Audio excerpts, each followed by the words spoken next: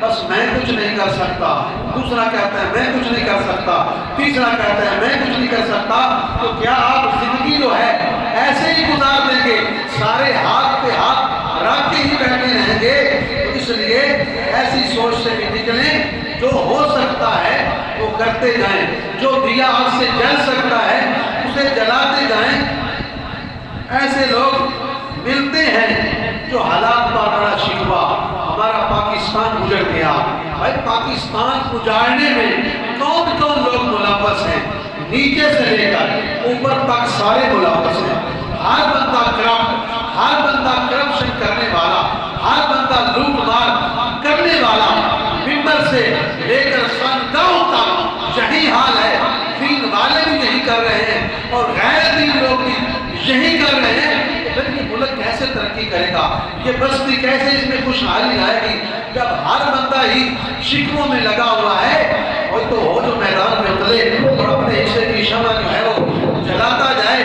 تو برادران اسلام، اللہ فرماتا ہے ان اللہ یغیر ما بانفسہم، آیت میں اللہ مجید نے فرمایا کہ وہ قوم کہ اپنے حالات بدلنے واسطے کچھ محنت کچھ مشقت نہیں کرتی، جیڑی قوم جیڑی کوشش نہیں کرتی کہ سارے حالات بدل جان، سارے معاملات گھر دے اندر، بستی دے اندر، محلے دے اندر، پاکستان دے اندر بدل جائیں۔ کوئی جب قوم کوشش ہی نہیں کرتی تو اللہ تعالیٰ بھی ان کو کچھ دیتا نہیں ہے۔ جو قوم اپنے حالات بدلنے کی کوشش نہ کرے، رب بھی اس قوم کے حالات کو بدلتا نہیں ہے۔ اس لیے اپنے حالات بدلنے کی ہر بندہ کوشش کرے، محنت کرے، وہ آگے میدان عمل میں نکلے۔ تو ہر کوئی جو ہے وہ یہی بھی کہے کہ میرا کوئی مددگار نہیں ہے، میرا کوئی حاجت روا نہیں ہے، مصیبت آ گئی ہے، دکھ آ گئی ہے، بس اسی ضد پہ لگا ہوا ہے کہ میں بے سہارا ہوں، بے مددگار ہوں۔